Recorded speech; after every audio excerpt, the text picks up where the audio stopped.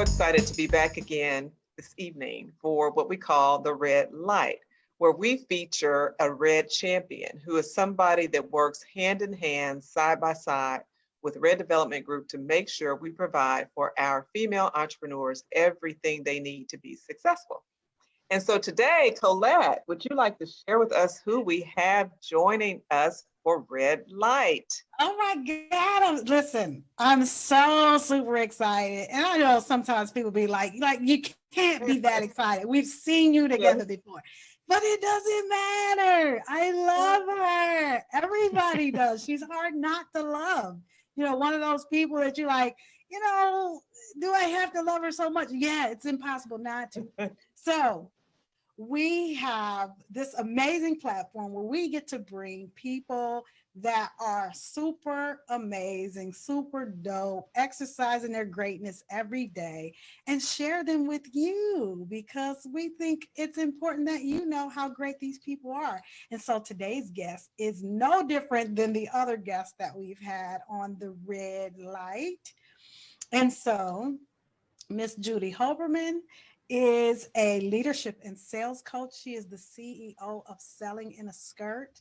She is always cute. Let me tell you, she showed up with red glasses on because this is the Red Development Group. But then she put these cute black glasses on, and we were like, those are cute. So we think we should go with the cute ones, right? I think that's considered real support, right?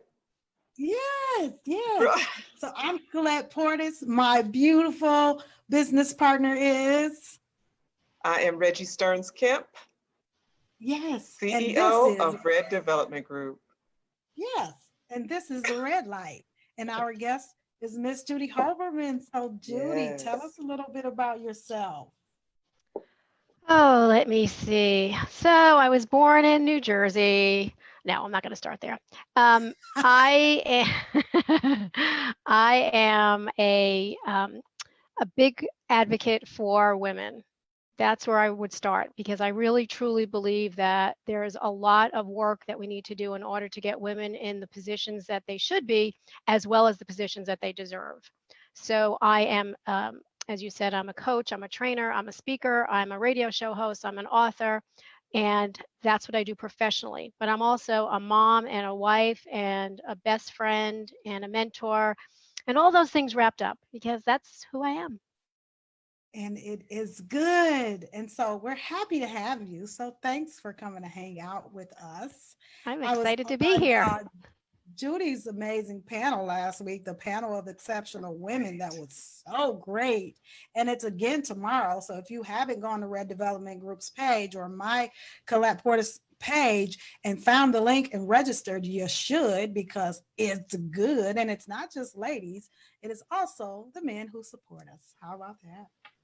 Yeah, we had a couple of good ones last week, and I know they're coming back as I saw the registration list, and that just keeps growing and growing and growing. And the funny part really was that it was supposed to be a one-time thing.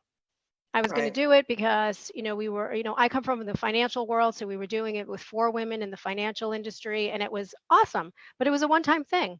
Well, everybody said, oh my God, are you doing this again? Who's coming on next? And I thought, uh-oh, I better get myself together here. So this Thursday is number 4. And we're just going to keep going. And there's, it was last week we had somebody from Germany. This week we have somebody from Iceland. So it's global as well. And it's just, and Canadians, we've got everybody. So I love it. Yeah. Love it. Yeah, it was good. So Judy, tell me, what is sales to you? Oh, sales is nothing more than a conversation. And anytime somebody says to me, what's the secret to sell? I say, stop selling. Because it's not about selling, and it's not about the pushing and the pulling and the tugging and the, it's not about that. It's about having a conversation and finding out what is really important to the person you're speaking to. Because once you know what that is, then the conversation will drift a little bit. It'll change a little bit. And that's really what you want. You want somebody to be able to say, because of you, I made this decision to do this, and it was the best decision I ever made.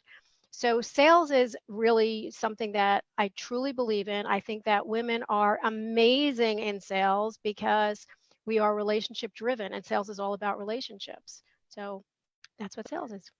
So you say in one of I'm sorry, you said in one of your speeches that everybody sells. And sometimes I think people are very hesitant and they don't necessarily believe that. So can you make somebody a little bit more comfortable in that area? Well, do you know what the best salesperson is? Do you know who that is?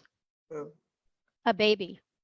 um, Because a baby will cry. And if you hug them and love them and change their diaper and feed them, they stop. So they're a great salesperson because they're telling you exactly what they need. So if a baby mm, can do it, why can't somebody else? But the truth is that people don't like to be known as a salesperson. That's what it is. They don't like the salesy end of it. They don't like anything that has to do with, let's exchange money for it's like it shouldn't be done like that. And the truth is that there are a lot of people that like that transactional piece of selling. You go in, you sell, you get money, you leave.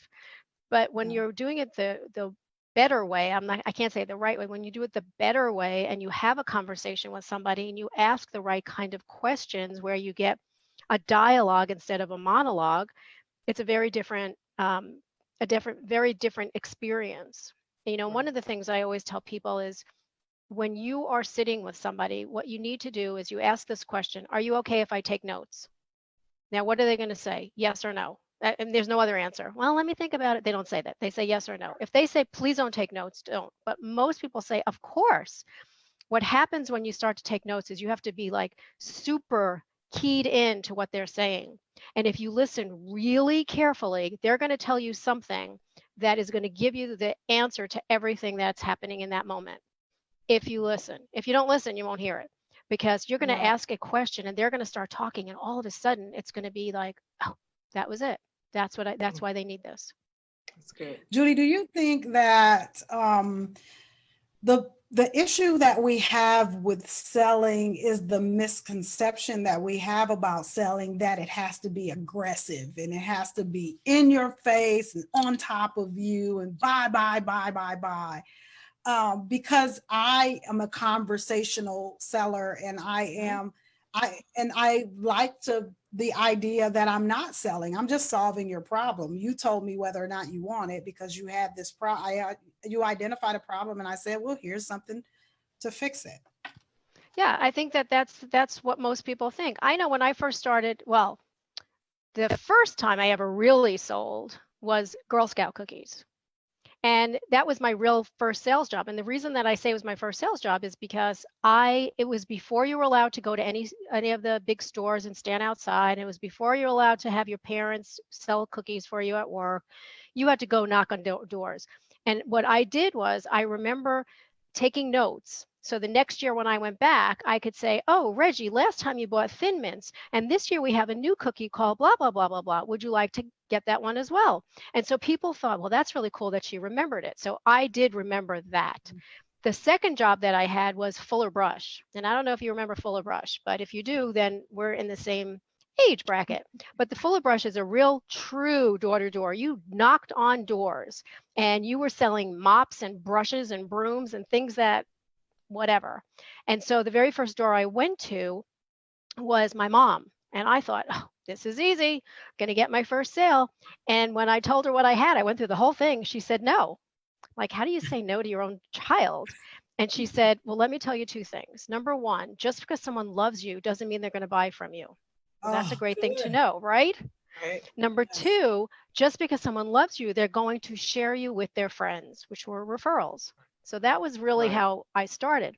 But when I got into this whole, with insurance and everything, I remember being trained, get in, get out, and get the check. That was it. They said I was too much of a girl. I asked too many questions. My appointments took too long. Blah blah blah blah blah. And in reality, what I was doing was building relationships. My clients stayed on the books because I had a relationship with them. So, you have to decide which part of the sales is uncomfortable to you. Is it really that you know that people are slimy? Because that's what you hear sales are. They're slimy. You can't trust them. Or do you go the other way and say, well, all salespeople should be like that? No, there are no two salespeople that are alike.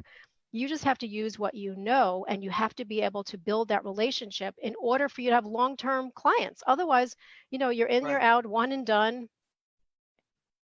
So, Yeah. One of the things that we teach all the time is, how do you involve your friends and family in your business, and that they are not your customer? Stop it. Does that mean that nobody's going to buy at all that's a friend or a family member? That's not what that means. But that means don't approach those relationships that way. And I think your mom gave you wisdom when she said, just because I love you doesn't mean I'm going to buy, but because I love you, I'm going to give you a referral, which I promise is better than doing business with your, Right. family.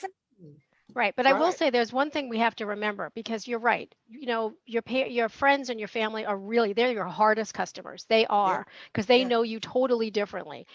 But you have to be careful.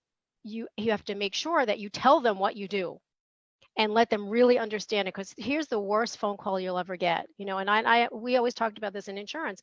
You know, somebody that you know and you value their friendship and everything else, they call you and they say, so and so got into is in the hospital and she has no health insurance, or so and so died and they had no life insurance, or, you know, do you know anybody that sells life insurance? Or the other way is, hey, I found this great insurance person, do you want her number?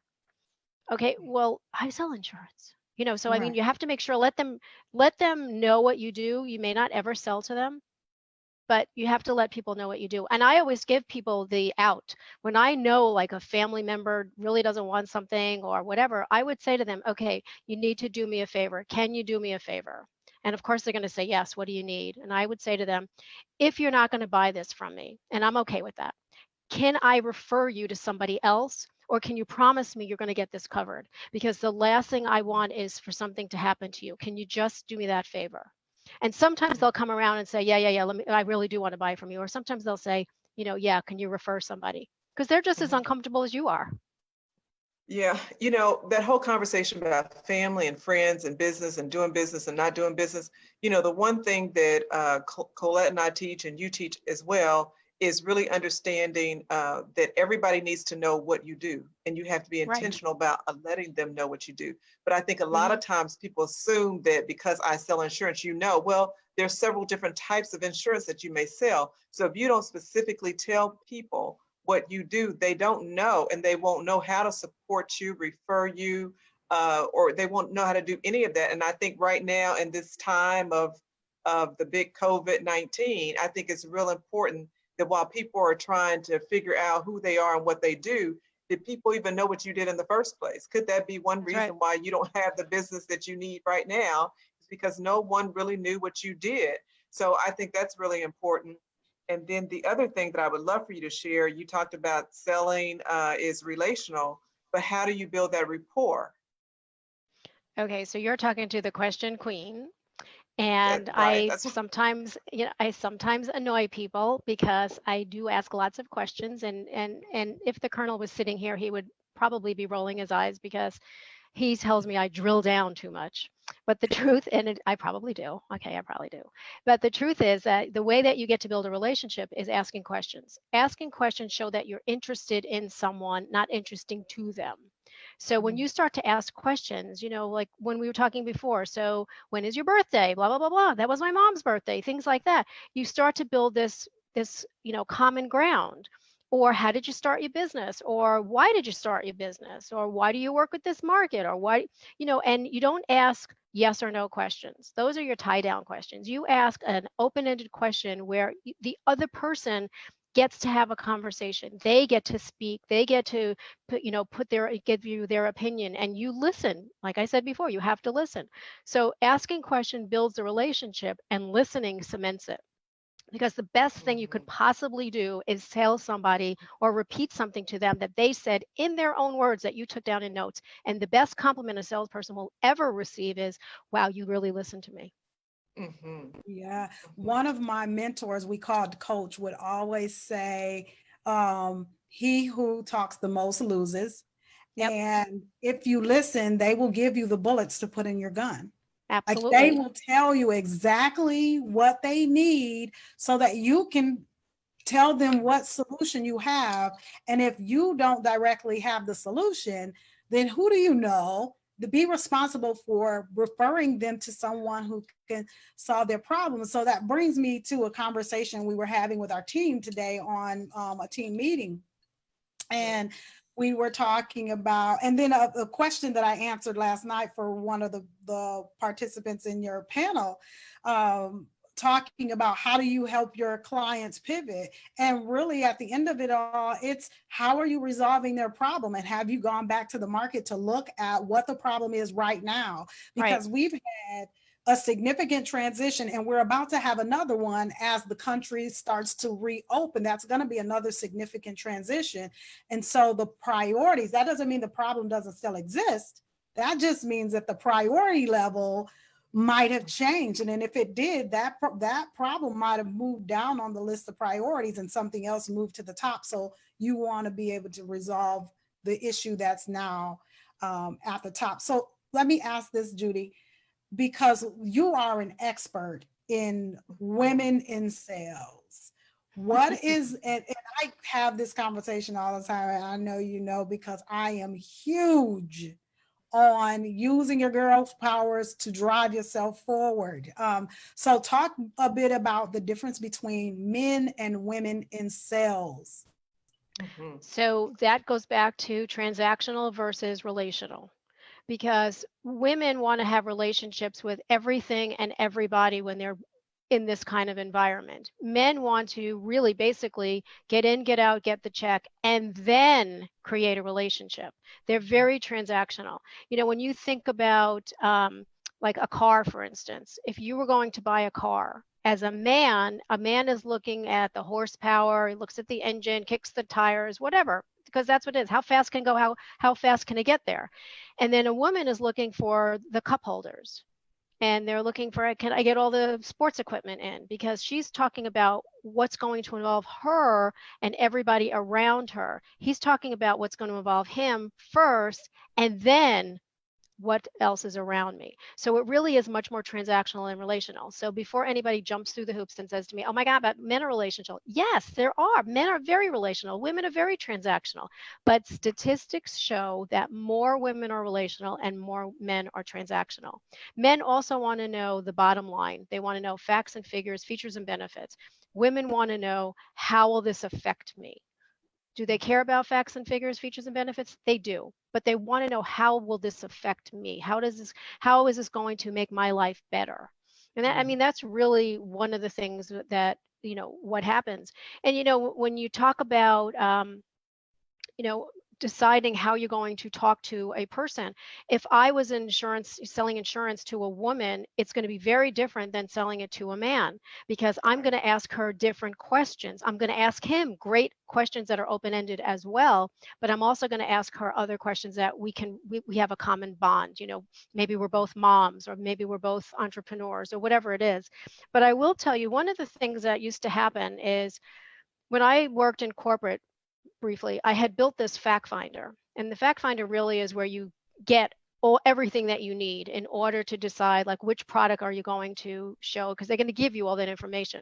But on the bottom of every page, what I did when I built it was I had like little reminders for all the agents. You know, don't forget to ask this, and don't forget to book another appointment, just because sometimes you forget. But one of the things that happens is, when I'm doing my fact finding, I'm asking you questions like, do you have life insurance? What kind of life insurance? Just so you could put it in the fact finder. But then I would say, okay, of all the things that you talked about today, which is the most important to you? Right. Now, I might have come in for health insurance, but right now they're saying to me, I want life insurance. Okay. And sometimes a salesperson cannot pivot because they're afraid, well, if I go to life insurance, then they're not going to come back to health insurance, and I've just lost the sale. And it's not like that, because today, even though you were there for health, they decided, this is really important to me today. And I would never ask somebody, so do you want life insurance? How much did you want to pay? Who's the beneficiary? I would say to them, tell me why it's important for you to have this policy put in place today. And then they give you everything that's important. So it's different when you're talking to a woman than when you're talking to a man, as a salesperson or as the client. That's good. So sales is really important, but you know, in today's time, people are just trying to figure out what they do and how they do it. And you talked a lot about the importance of relationships, but then I've heard you talk about networking and how you're very intentional. And I think in business, we have to be intentional. Can you share with us more about just being intentional in certain areas, whether it's sales or networking or building relationships? You have to really decide where you want to be and how you're going to get there. And when I first started my company, and this goes back to 2009, I knew not a soul in the area at all. The only people I knew were the company I just left. Those are not the people you network with.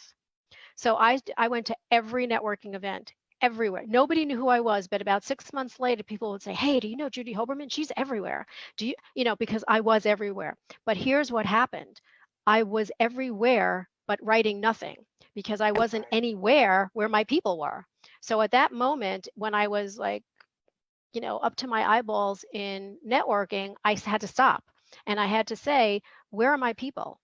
And that's when I started being very intentional with the networking events I went to, or being intentional about the people that I would do one-on-one coffee or lunch or whatever, and being very intentional about the proposals I was submitting. Very intentional. I had to make sure that what I was doing was going to not only help me, but help the person that I was with. Because there's nothing worse than hiring somebody as a coaching client and then you have to fire them because you're not right or they're not right. So you have to really say, what am I trying to accomplish and how am I going to get there? Because if you're everything to everybody, you're nothing to anybody. So when I ask people, how do I support you? Who's your market? And they say, everyone. Like, no, because my curtain just went down. I can't help you.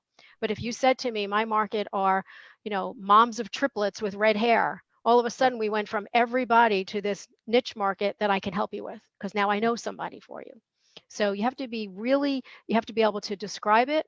You should have a name for your avatar. Like, who is it that you're really trying to help? So when that person comes near you, you know that's your person. So, yeah. Yeah, I always say, so when studying for my master's, which is in education, we had to study the conscious and subconscious mind.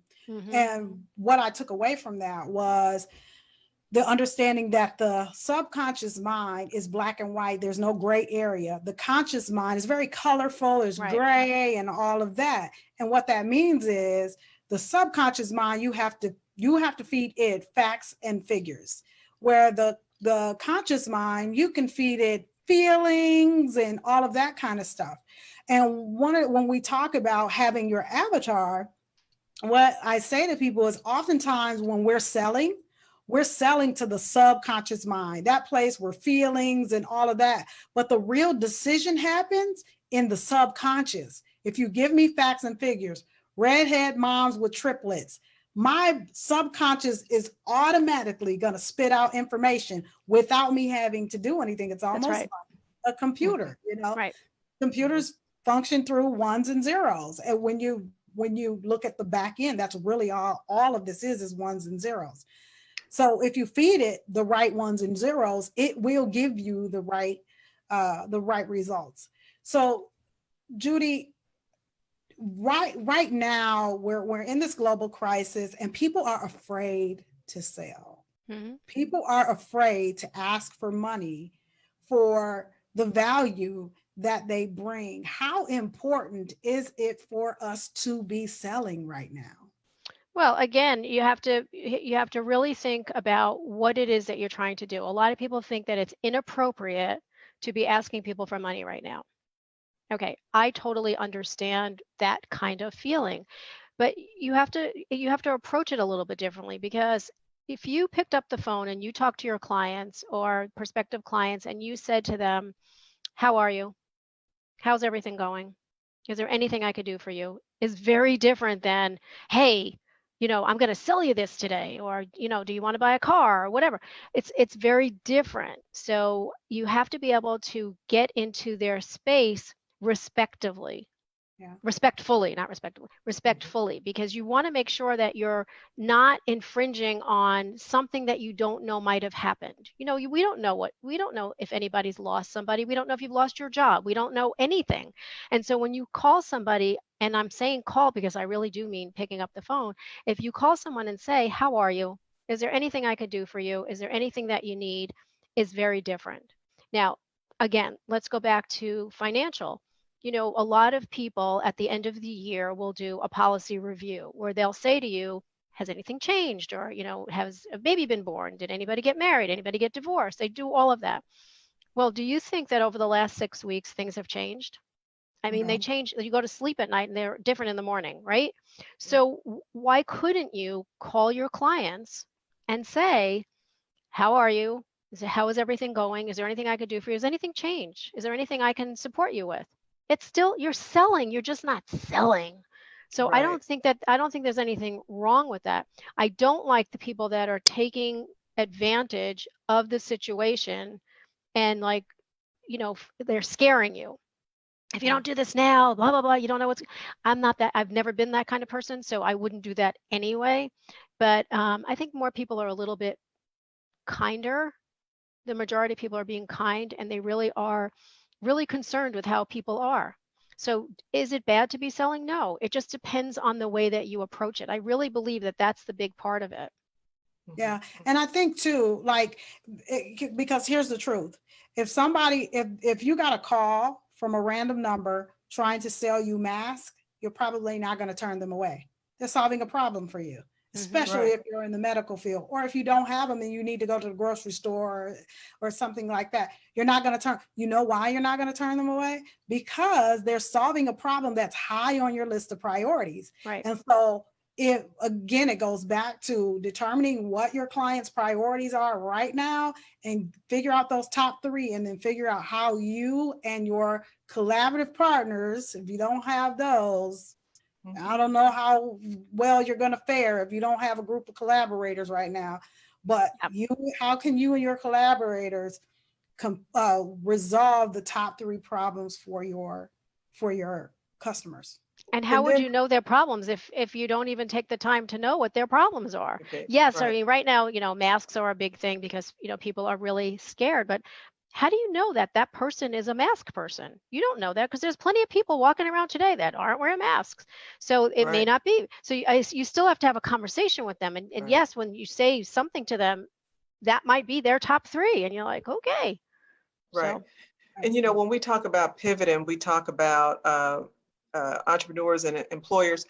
Sometimes we have to, when we're trying to pivot or trying to figure out what else we need to do, you are considered to be a gender expert. mhm. There are a lot of people that are experts at certain things, but they're really not putting an emphasis on that one thing that's important, that one thing that would differentiate them from other entrepreneurs or businesses or whatever. So, how can we help people understand that if you're an authority in something, you need to say so. You need to operate in that space, in your Well, greatness.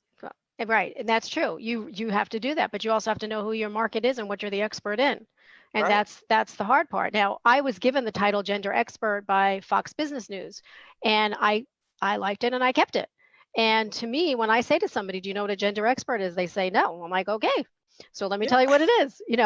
Or when another person from Fox Business News says, "Well, how'd you get that title?" I want to say, "Well, you gave it to me." But so you have to know who your market is, and you have to know what you're the expert in. So when I do a training, when I do sales training, and it could be realtors, or it could be financial advisor, it could be anything where there's a lot of mortgage lenders, anything where there's a lot of, and they all sit in a room thinking that they are all competitors. And so the first thing I do is I go around the room and I say, "Tell me your market." And each one is different. I work with, new families. I work with retirees. I work with veterans. I work with women. I work with single men, whatever it is. So they all have their own special niche because they've thought about that. But then I say to them, "Why do people do business with you?" And sometimes I'll say, "Give me 3 words that you can describe yourself and tell me why somebody will do business with them." And sometimes it'll be, "I'm nice," and sometimes it's because, I'm interested and whatever. And some people really get down into it. But whatever they tell me, I make them repeat, "I am an expert in." And when you say it out loud, you start to believe it. Yes. I am an expert in retirees. I am an expert in women. I am an expert in entrepreneurship. So when you do that around a room, and somebody listens and they said, "Oh, you know what? I didn't know anything about X." There you go. And I'll tell you something, and this happened. So we were talking about trying to figure out who your market was and whatever, and this group was having a little bit of trouble getting started. So I said, well, I have a client who is a lender, and her superpower is difficult loans. Okay, so when you go to buy a house and you can't get a house because you have some stuff in your history, she can help you. Not 100% of the time, but she can maybe massage it and figure out a better way to do it so you can buy your house. So we're chatting, and so this woman says to me, "Is that a real story or did you make that up?" And I said, "If you know anything about me, I don't make anything up because I can't remember what I made up. So this is a true story." So she goes, "I need that person's name." I said, "Okay, great. At the end of the day, I'll give you the name." So I give her the name, and I pick up my phone and I call my client, and this is like 5 minutes. And I said, "You're going to get a call from," she said, "Already did. Great call. Thank you so much. Your thank you is in your email already, and we have an appointment." That's how fast it works. So Wow. when you know who you are, Right. Right. so all of a sudden they're like thinking, "Oh, okay, I better get myself Mhm. to be an expert in something." So I always talk about that you lead with authority, you lead with influence, and you sell with authority. Mhm. Yes. But Judy, people are so afraid to pinpoint and say, this is who I am, because their thought is that I'm going to miss out on sales and money if If I I say, if I only do this, if I only do this. And I don't, and I say all the time, that is so far from the truth. So very far from the truth. And I think it goes back to what you said about um, being able to articulate to your family Mhm. and friends and everybody else who you are and what you do, so that subconscious mind can automatically give them names and information about who you they know that you can serve. right? Right. But you have to remember that when you don't do that, when you can't say who you are, when you decide that if I only do this, I'm going to lose that, it's more of scarcity than abundance. Nobody said you shouldn't sell somebody. If they came up to you and said, "Colette, I know you don't work with triplets. However, this is what I need." Are you going to say no? No, you're not going to say no. It just means that you don't go and look for them. You have to Right. know who your person is. It doesn't mean you eliminate everybody else.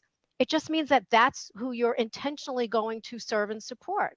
Other Yeah. people come into that group. It happens all the time. I mean, I make it a point. I always tell people that I do executive coaching for women because I do believe that there are things that I can't teach a man coming from a female perspective. Can I do it? Yes. Have I done it? Yes. But I don't look for it. So when somebody comes to me who is male, and I will say to them, "I really do work with women," and they say to me, "I really want to work with you."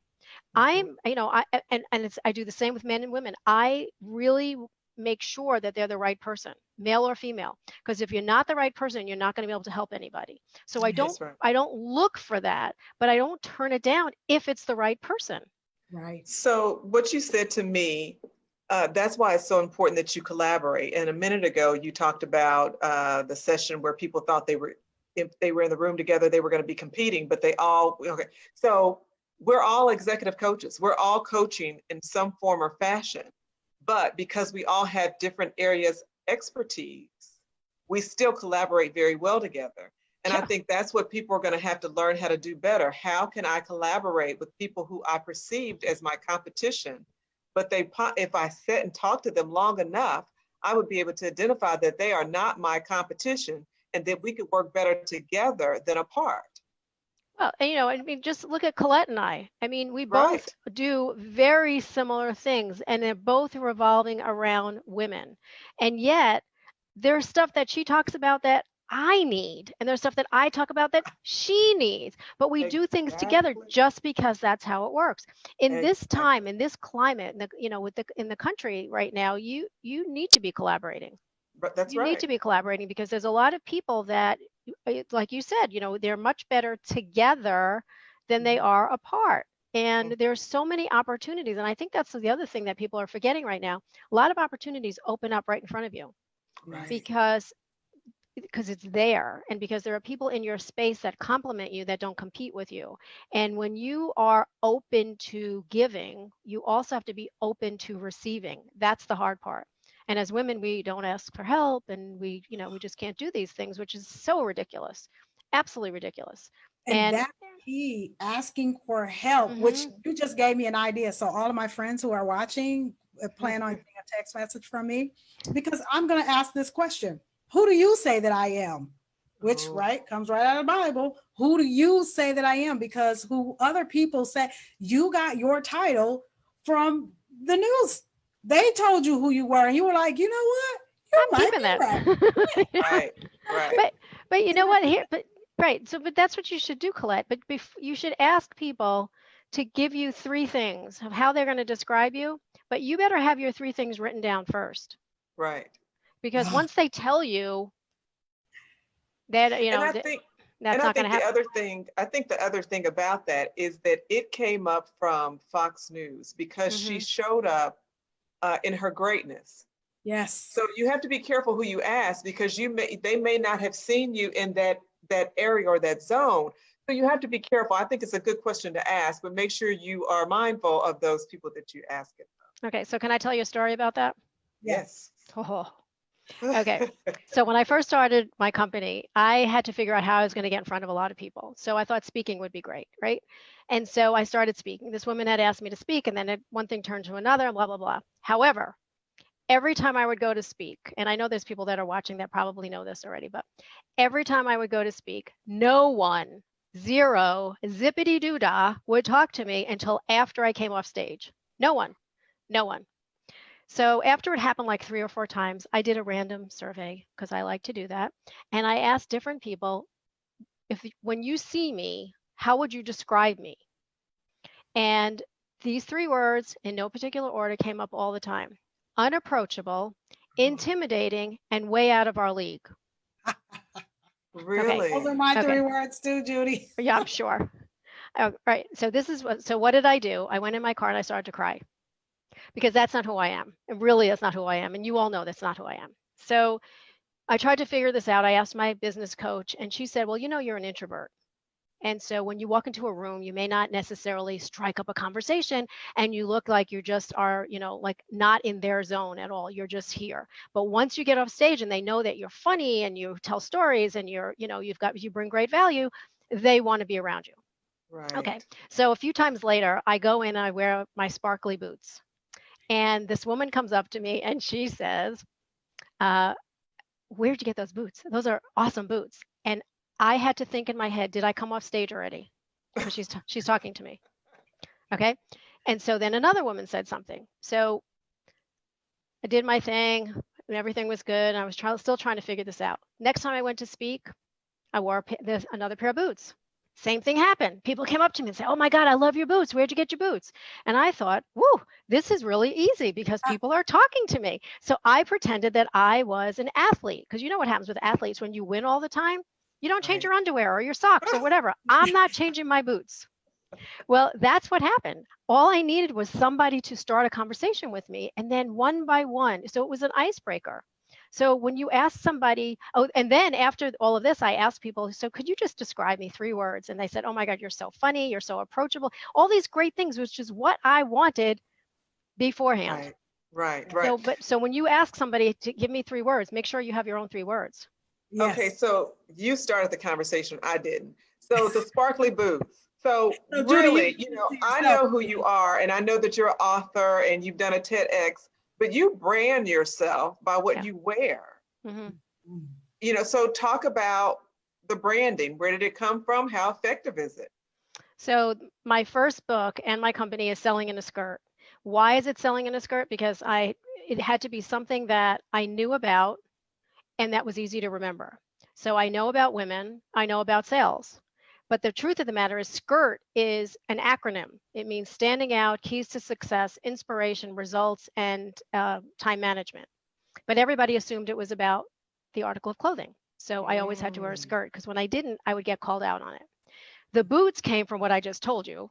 Yes. And then on top of that, the Colonel decided to start buying me leather jackets. So it was a leather jacket and the boots and the skirt. So is there a motorcycle with that, or? No. Okay. No. But the truth is, I mean, you know, when I show up, people are like, oh, there's the boots. Oh, there's the jacket. They know me before I even walk in the room, because that's who I am. but you have to be careful how you brand yourself. Like I always used to kid around, like my next book is going to be selling in pajamas or selling in yoga pants or something like that. But the truth is you have to be careful how you brand yourself. If you Yeah. brand yourself and they have no idea what that means, they won't remember it. But Right. everybody, I mean, I've had people that say, I heard you speak about 10 years ago, selling in a skirt, right? I didn't care that they didn't know Judy Hoberman, but selling in a Right. skirt, they remembered. Right. That's good. Hmm. That's good. Yeah, my thing is shoes. Everywhere I go, I always Yep. gotta have shoes. Yeah. That's And you what. do. Yeah, Yeah. yeah. Uh, Yeah, So, I like all things beautiful. Go ahead. how can sales impact? Well, impact's not necessarily the word I want. How how can sales right now change the outlook and the results that entrepreneurs are getting right now? Um, and I'll tell you why I'm asking that question. I was having a conversation earlier about the hair industry and how, with the opening up of the states, that's one of the businesses that's not on the list to open. And they will admittedly say, we know that we're not an essential service, but we have a business that we need to be able to run.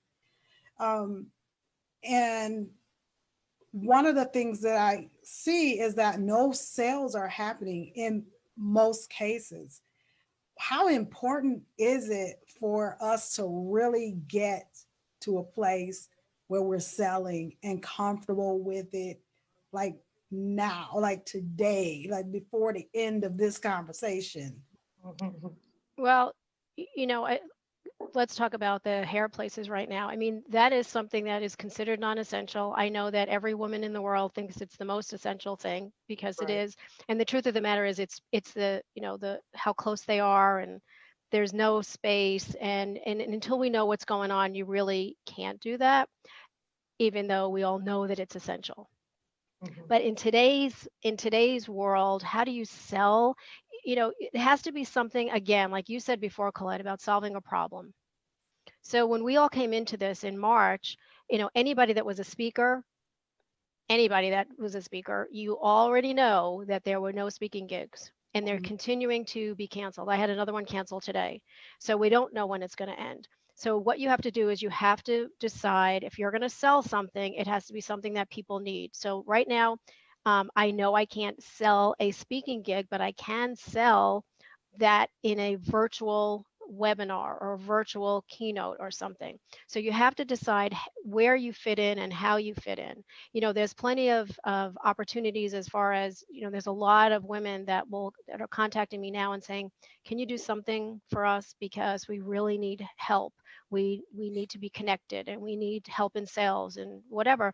So there's all kinds of things that we're working on, trying to make sure that we're addressing what really needs to be offered. So again, I'm not going in and selling anything. I'm going in and presenting a solution to a problem. Mhm. So then again, I mean, there's nothing wrong with selling. There isn't anything wrong with selling. It's just it's how you interpret it. So that's what I think. Mhm. Totally agree. You know, and I mean, maybe I shouldn't open this box, but But you're going to anyway. I am, because I want to make sure that they understand the importance of always continuing to learn and thinking differently and doing different things. The hair care industry, hairstylists, barbers, they do very, very well. But because they do well, sometimes I think that that is something that stunts their growth because financially they make money. But is there a plan for growth? And I'm the growth expert, so I'm always trying to figure out and understand the healthy way to grow and then the way to sustain the growth. But when it comes to the healthcare industry, I'm sorry, no, not healthcare, hair care industry, and possibly even some doctors and lawyers, because they make a good financial living, oftentimes they don't have the proper processes in place, procedures, checks and balances. There's so many things that they don't have in place. Mhm. And then when something like this happens, it can become very devastating to them. Yeah, Yeah. you're right. And so I think it's really important that for some people, this timeout could be really, really good because it can allow you to put some things in place that maybe you didn't take the time to do before because you didn't think it was important. But it is very important, not just because of COVID, but because if something happens to you, what happens to your business? Mhm. Mm-hmm. So Yeah. it's so very important. So, you know, that conversation is near and dear to me because I have you know, friends, I have friends that are entrepreneurs, and I think the ones that are um, very rigid when it comes to expanding the way they do business, they fall in those categories. Mm-hmm, mm-hmm. Judy, can speak to how, well, tell me how important to you think learning, continuous learning, but learning the right things is to the Right, sales process.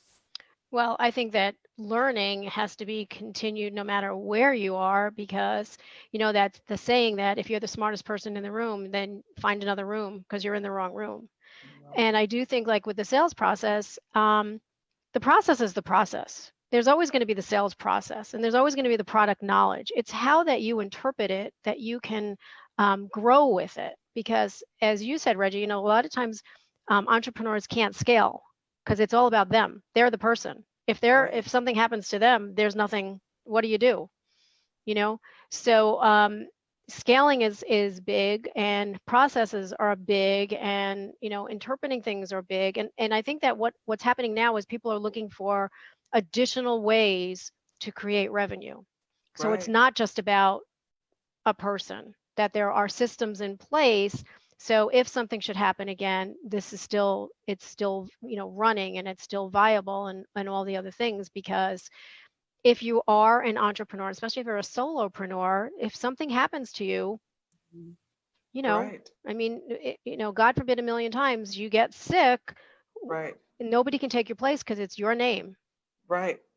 Y- So I think that there has to be people like you, Reggie, that talk about growth and processes, and people like you, Colette, that talk about growing, getting your business strong, and how you put things together to make sure that you are you know um, leveraging everything that you have and you're able to scale.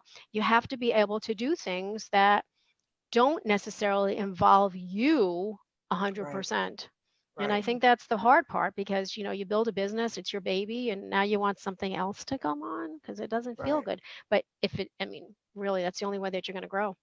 Right. right, right. And I think You the know, other thing too is even if you're a seasoned business owner, like we have an event tomorrow that Judy is going to participate in, and it is all about managing your day to day in your right, business. And we're all very seasoned business owners, but we still need to come back and get back to it because sometimes we get so busy that we get so far off that Hmm. sometimes we need something to bring us back.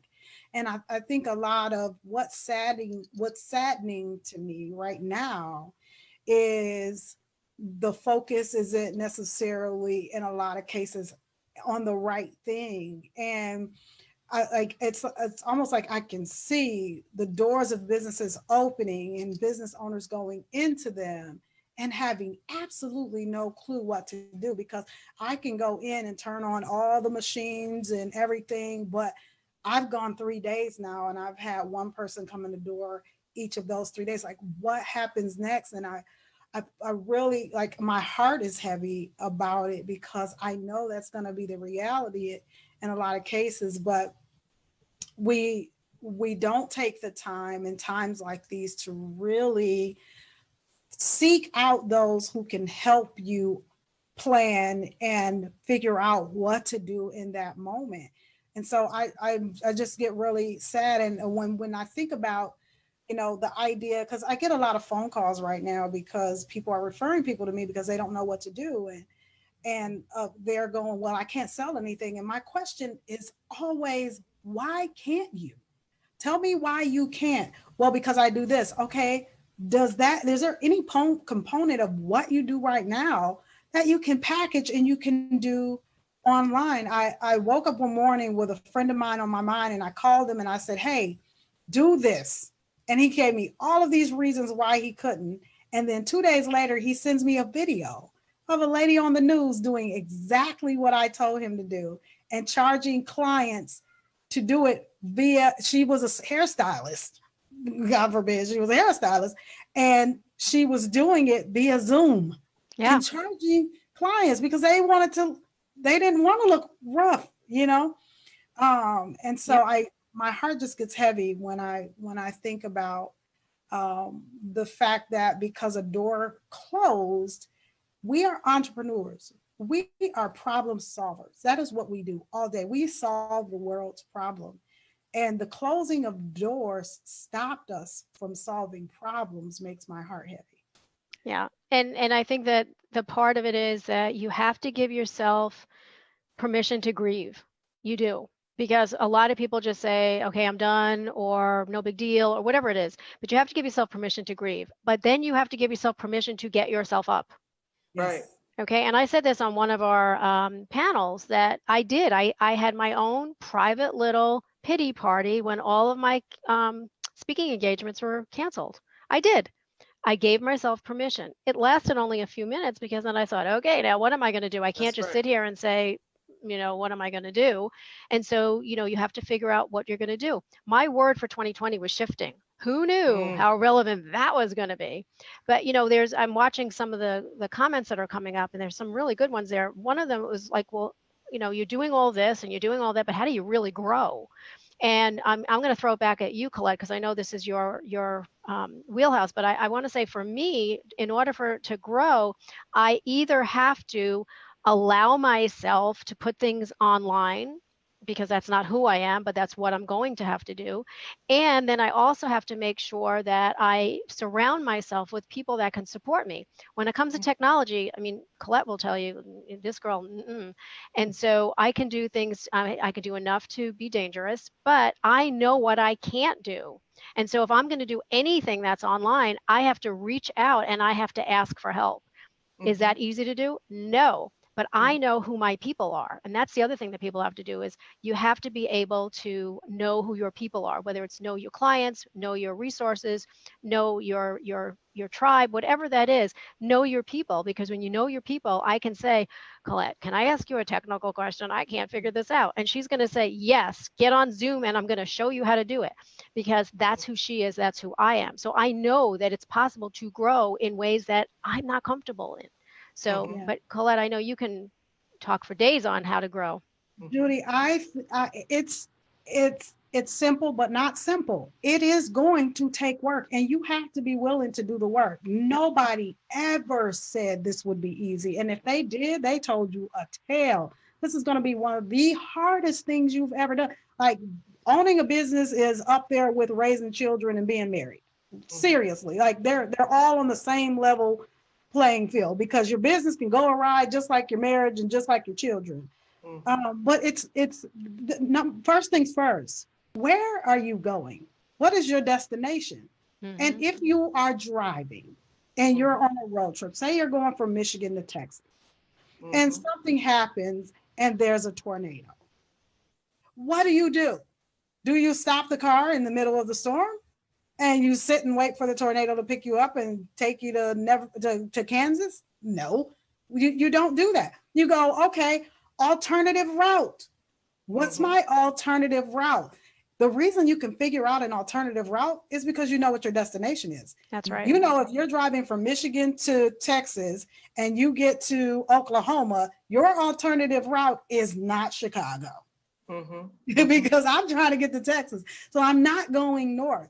Well, it starts with one, the destination, and two, you have to plan. I cannot stress it enough. One of the benefits that we have at Red Development Group, and our clients will tell you, our regular one-on-one clients, they have no sweat on their brow. They ask the right questions, and normally it was 2 or 3 of them, and they kept moving, doing what they were doing. They have grown their businesses so much more during this time than they were doing before, because they had time to work on the business as opposed to in the business. Mm-hmm. And they exercise their plan. And so because they had a plan, they could figure out an alternative route. It sounds like it's simple. It is, but it's not. It's not simple work. It's hard work because you got to be dedicated to the plan. You can't strike out, driving from Michigan to Texas and get a quarter of the way there and be like, well, I think I'm just done now. Yeah. Yeah. I'm just going to quit right here. Nobody does that. But that's really where the genius is. The genius is, what is your plan? Create your plan to figure out your destination, create your plan. And when the roadblock happens, figure out what your alternative route is. And normally it takes 2 to 3 questions to figure out what that alternative route is. Judy, I can't see the questions. So if you want to, in comments, so if you want to, and I think we all get different ones because we're on Facebook Watch, but I would like to comment on that, Judy. So I would say this, depending on how big or small your company is, but for me, I would want to know who your team is, and do you have the right people in place in the right seats or the right areas? So once you figure that out, then you go on. If it's a service that you offer, can you package it into a product so that you could then sell it and put it on some type of package, subscription, something that brings you in consistent revenue. Yep. And then on the next piece of that is, then you have to say, okay, normally we do these quarterly reviews, biannual and then annual. We may not have that time now. So you need to plan out what are we going to do from week to week to week, connect about that on a daily basis, but then to make the track and to determine if you're on track and if you're performing according to the way you need to perform. But at first it starts with the team. Yep. It starts with the team. And then once you leave the team, then you can work on the product and or the operations and then start tracking the progress. And you just have to remember, like, it's not hard, but it's certainly not easy. right. And it never stops. No, it doesn't stop. But, a lot of times I just go plot twist, because then it just makes you feel better. Like, okay, I like that plot twist. Okay, so I have to change again. Okay, plot twist. Yeah. So. And one thing that helps me is that technology changes every 45 days. It improves every 45 days.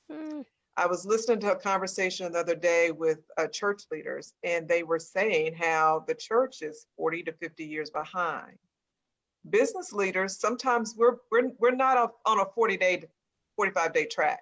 So that lets me know that nothing stays the same. We need to be progressive. If technology is moving that fast, we have to move faster than we have in the past. Yes. Yeah. And like I said, if you cannot do that on your own, you need to know who your people are that can help you. And the technology. Right. Exactly. And if this is the time where you have some extra time somewhere in your day when you're not on 150 Zoom calls, you can learn something. You learn a language, write a book, learn technology. Give yourself a goal that I'm going to do this by the end of this. It can be done. It can be done. Yeah. And I'm going to extend an invitation, because for those who are listening to us who are going, oh my God, I wish I could do that, or I don't even know where to start to do that. If you respond in the chat or you send us on Red Development Group a message in Messenger, we'll tell you how to participate in that event tomorrow morning to get on track. Because I promise you, it is going to change, the way you do business, and it is going to change your business. We always want to be a solution. We always want to offer you something that is going to help you grow. That is what we're dedicated to. And we understand, because we're entrepreneurs too. We had to pivot and shift in some ways as well. All of us did. And so we want to, change is inevitable. It has to happen. There's no possibility of it not happening. And I got to shout out one of my friends who is a stylist. Her name is Miss Ree Antoinette King, because let me tell you something. I love watching her Instagram every day because you know what she's been doing during this time. She has been on Instagram showing you how she's mixing her natural products, what her products do, putting her labels on her bottles, getting you excited about all of her product line and what's like. She has really, like Reggie said, turned her service into a product. And I'm excited about what she's doing because she forward thinking, refused to lose, determined to thrive rather than just survive. Right. And I love that. And everybody listening to us can do, I don't care what your product or service is. I don't care what it is. You have something to offer because knowledge is the most valuable thing, which is why colleges charge what they charge, because knowledge really is most valuable. It's not necessarily about the service you provide, but what can you teach people about what you do? And that intellectual property is invaluable. It really is. And I know we've drawn this out longer than we ever had before, but I too want to shout out to somebody since we start talking about hairdressers and barbers, and I don't want them to think that, you know, we're against them opening or anything. But since we support women, and I talked to Colette about this the other day because we're always talking about legacy. Kay Fluellen, she's another hairstylist that has been on Facebook and possibly Instagram too, teaching and sharing with her clients and people that she instructed, because I think she's also like a teacher, an educator for other hairstylists. So anyway, I shout out to her for pivoting and understanding what she can do for others to make sure that they still are able to, for her clients and also for other hairstylists, make sure that they're able to go forward and do what they need to do. So is Colette, is this our last question for the evening? Judy got to do a shout out too. She's shout out Judy. Come on, we're gonna make this the part of our show, a shout out time. That pivoted and did something amazing during this time. Oh my God. Let's see, who could we shout out? Well, we could shout out Derek, Coach Derek, because he's like on fire with all the stuff that he's doing. Like I get up in the morning and I get up early and I post early, but I'm telling you, he beats me now. Like he's on, you know, he's like, he's got this class and he's got this thing and he's doing this production and this productivity and blah, blah, blah. So I give him a shout out because he's like doing amazing things and he's got classes and webinars and all kinds of good stuff. So I think he's pretty awesome. Absolutely. I agree with that. He did some coaching with me, and my coaching started at 5 a.m. in the morning. Oh my God. Yeah, he keeps talking to us. He keeps talking to us about 7 a.m. Like, really? 5 a.m. That was my coaching time. Yes. Yeah. But you know what, Judy, that speaks to your comment about not being the smartest person in the room, because the people who are not serious are not up at 5 a.m. nor are they up at 7. I know. So change your audience, find those things that are happening at 7 a.m. and at 5 a.m. because I promise you, those are the good things. Those are the networking events now that this group of ladies that you see on here are at. We ain't at the ones that happen at noon in most cases. Right. We're 7 a.m. to 5 a.m. Because I'm probably snacking then now that COVID is upon us. But anyway, so this is probably our last question. So Judy, tell us why you decided to connect with Red Development Group as a champion. Because Colette brought the car, she told me to get in. That's right. Now, you know, I think that you guys are doing some amazing things. And of course, anything that has to do with women that I feel is doing it in the right way for the right reasons, I want to be part of.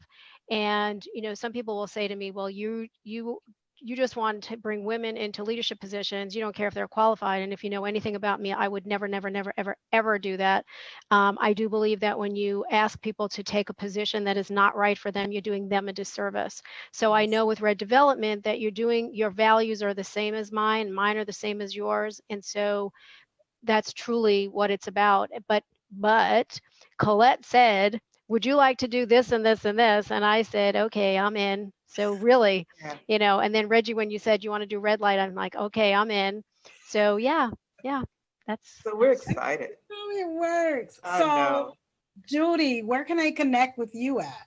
You know where to find me. We want the world to be able to locate you. Facebook, Sellingintheskirt.com. Yeah. Selling it. Yeah. My website is sellingintheskirt.com or walkingontheglassfloor.com. I'm all over social media, LinkedIn, Facebook. I have 3 pages: Judy Hoberman's Selling in a Skirt, Walking on the Glass Floor; Instagram, Selling in a Skirt; Twitter, Selling in a Skirt. But LinkedIn, for some reason, it's Judy Hoberman. They don't let me. Well, I have one, Selling in a Skirt, too. But so I'm everywhere. I answer my own emails. I do everything. I just try to be out there early enough so when you start your day, there's something either that's thoughtful or makes you think about something or is encouraging. So that's me. That's good. Absolutely. And we are Red Development Group, so you can find us on LinkedIn and Twitter and Facebook and Instagram and all of those places, or redwomen.win is our web address. And so hopefully you've liked our page, you want to stay in the loop, you've checked out redwomen.win. And again, if you want to be a part of this exclusive group of entrepreneurs that's going to go to work tomorrow, send us a message in the instant messenger on Red Development Group's Facebook page, and we'll be more than happy to share the information with you. There's only 3 seats left, so I do want you to know that. So we are going to sign off now. We thank you so much for hanging out with us for as long as you did for this really great conversation. So remember to share this with somebody else who needs to hear it. Be intentional about how you interact on social media. Be a value to someone else, and make sure when you're doing that, you're sharing, liking, commenting on anybody's stuff, that you're sending that to people who could really use what the information that is inside of that, or maybe just a laugh. Yeah, that's true. All right. Well, thank you. Thank you. Red Development Group. Red Women Win. Red Women Win. Have a great day. See you guys next Tuesday. Thank you.